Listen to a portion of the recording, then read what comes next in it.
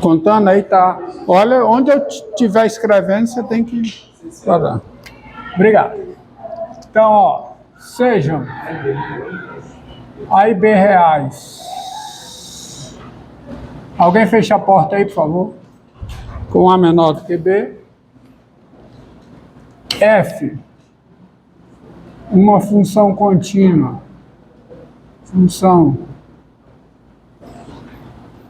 Uma função contínua em AB com f de x maior que ou igual a zero, qualquer que seja x no intervalo fechado AB, ômega, a região plana dada por ômega igual ao conjunto formado por cada par xy do R2, tal que o x está entre A e B e o y está entre 0 e f de x. Vou parar por enquanto aí para desenhar o que eu tenho, tá? Esboçar o que eu tenho. Então eu tenho aqui o eixo das abscissas, tá? Eu tenho o A, eu tenho o B, e aqui eu tenho uma função f, tá? Que é contínua no intervalo fechado AB e não negativa nesse intervalo.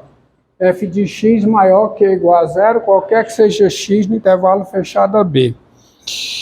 E ômega é essa região aqui, conjunto formado por cada par ordenado x e y de R2, tal que a sua abscissa x está entre A e B, e a sua ordenada y está entre 0 e o valor f de x. Então, a região ômega é essa região aqui, ó. Vocês já sabem lá do cálculo 1, já viram isso, a região ômega é essa região aqui. Essa é a região ômega. A área de ômega, você sabe o que é? É a integral definida de A até B da função f. Cálculo de área, tá? Mas eu não estou interessado em cálculo de área. Eu estou interessado em cálculo de volume. Volume de quem? Tá? Volume de quem? Volume do seguinte. Sejam. Então até agora tem três coisas. O intervalo, a função e a região ômega. E finalmente, S, o sólido de revolução obtido, o sólido de revolução obtido pela rotação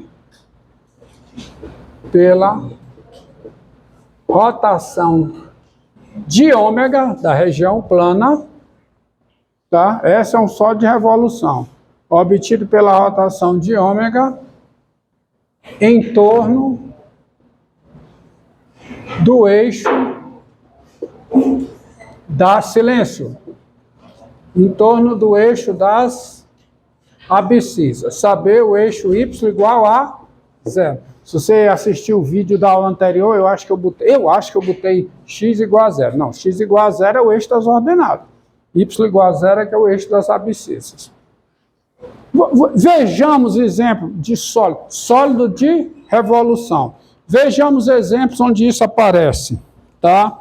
Sólidos que você já conhece são sólidos de revolução. Presta atenção, cara. Você tem aqui um retângulo, você pega um retângulo cuja base esteja no eixo das abscissas. Tá? E você faz uma rotação desse retângulo em relação a esse eixo. Você obtém um sólido de revolução. Que sólido de revolução é esse? Um cilindro, não um cilindro qualquer, cilindro circular reto. Cilindro circular reto. Aqui você não vê, certo? Esse cilindro, a base comum dele, a base constante, é uma circunferência de raio R. Digamos que R for essa altura aqui. E, portanto, você tem esse sólido aqui, esse sólido S, que é um cilindro. Cilindro, tá? E quem é o volume de S? O volume de S, você sabe. É π vezes R2, que é a área da base, vezes a altura. Quanto é a altura no caso aqui? B menos A. Esse é o volume desse sólido. Um outro sólido de revolução desse tipo, que tipo? Sólido de revolução. Tá? O cone circular reto. Tá? Você tem aqui, digamos, aqui o A, aqui o B, e você tem aqui um segmento. Melhor dizendo, você tem um triângulo retângulo. Aqui você tem um retângulo, e aqui você tem um retângulo onde um dos catetos está baseado no eixo das abscissas. Desse eixo. Então você tem essa região ômega aqui. Aqui você está girando essa região. Você está girando um retângulo. Aqui você vai girar esse triângulo retângulo. E em relação a esse eixo, que sólido você obtém? O cone circular reto. Esse cone aqui. É o cone circular reto. Esse sólido S é o cone. É o que é conhecido como cone.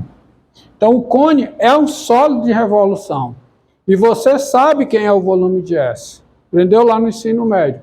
1/3 da área da base vezes a altura. Tá? Um outro exemplo de sólido de revolução. A esfera. A esfera, você tem aqui um semicírculo cujo diâmetro, tá? Um semicírculo cujo diâmetro está sobre o eixo das abscissas, um semicírculo de raio R,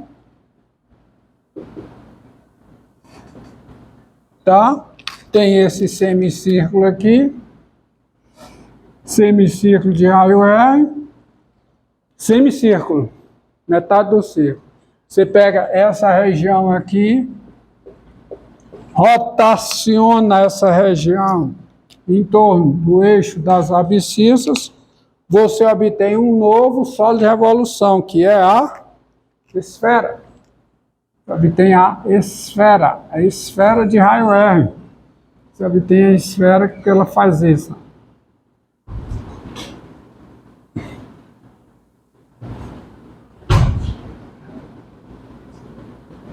Tá? É um sólido que é a esfera. Tá? Então, esses são exemplos de sólidos de revolução. Mas não tem só esses três, tem mais gerais. A depender da função, variando a função aqui, você varia o sólido. Então, aqui você tem um sólido mais geral. Aqui, ó. Você tem esse sólido aqui, ó. E aqui, vamos apagar isso aqui, o que está fora do intervalo, não me interessa, tá? Você tem esse aqui, ó.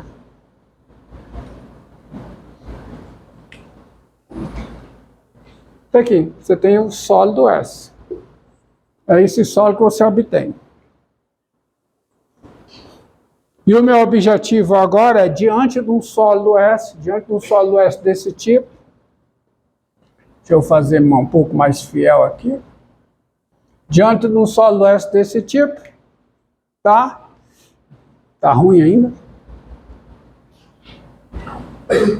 Tá melhor. Diante de um sólido S desse tipo, eu quero definir o seu volume. Definir o seu volume. Eu não vou demonstrar uma fórmula, eu vou definir o seu volume e aprender como calcular esse volume. É evidente que eu estou interessado numa fórmula que calcule o volume, levando em consideração o que define o sólido. O que é que define esse sólido? Função f contínua no intervalo AB não negativo. A função f define a região ômega e, portanto, define o sólido. Tá? E como eu farei isso? Como eu vou definir o sólido? A partir daí. Então, vou lá para o cálculo 1, na definição da integral definida. E você tem o seguinte: dada uma partição P igual a x0, x1, xn do intervalo fechado AB com coeficientes, com coeficientes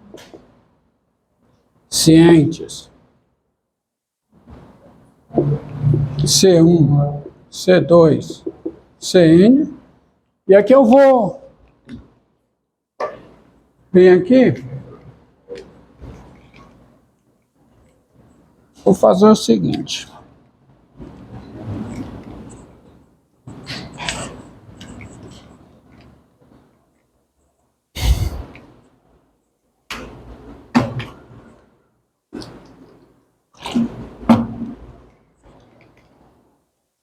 Eu vou desenhar aqui o gráfico da função. Não precisa, está aqui o A, está aqui o B bem aqui. Essa altura aqui é o F de A, digamos, esteja aqui. A altura aqui é o F de B. E está aqui a minha função, daqui para cá. Tá? Minha função F. E para vocês, para esboçar o que eu vou fazer, eu vou pegar uma partição com três subintervalos. Tanto aqui o A, digamos aqui o x0, digamos aqui o x1, tá? Repare que partição não precisa ter todo mundo igual não, viu? Porque o A está aqui o x0, x1 e o B é o x3. Que uma partição do intervalo é isso. Partição é uma n-upla, é uma n mais uma upla x0, x1, xn, onde o A é o x0, o B é o xn, e o x0 é menor que o x1, que por sua vez é menor que o x2, que por sua vez é menor que o x3, assim sucessivamente. Ou seja, os números estão em ordem crescente. E eu vou pegar essa partição com coeficientes C1, digamos que C1 esteja aqui, C1, aqui o coeficiente C2 aqui, e aqui o coeficiente C3. Tá? Partição aqui eu estou pegando n igual a 3. Diga, cara. O x0 apareceu duas vezes, foi? Não, só aparece um. É x0, x1, x2. Apareceu duas vezes que eu errei. Tá? Obrigado pela correção aí. x0 é o A, é x0, x1, x2, x3. Aqui eu tinha colocado certo. Com coeficientes C1, C2, C3. O N é 3. Aí a mágica começa aqui, ó. Dado uma partição qualquer, repare que a partição pode ter uma quantidade qualquer de subintervalos. Eu posso pegar uma partição com 1 milhão de subintervalos. Tá? Não necessariamente uniforme. Partição é uniforme quando eles estão equidistantes, tá? A distância do x0 ao x1, a distância do x1 ao x2, assim por diante. Agora é o seguinte, dado uma partição, okay, sejam, primeiro eu vou botar seja em minúsculo, seja, tá certo? Para cada i de 1 até n, seja, para cada i de 1 até n, RI, R índice I, o retângulo, com base no intervalo xi menos 1, xi. Quantos intervalos desse eu tenho? N.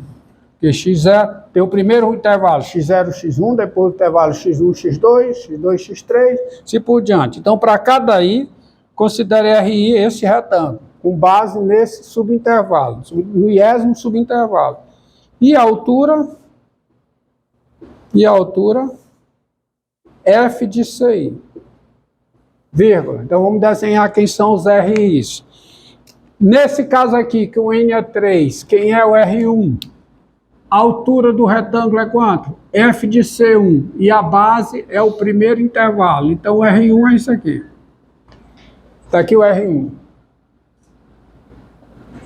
O R2, a altura é o quê? F de C2.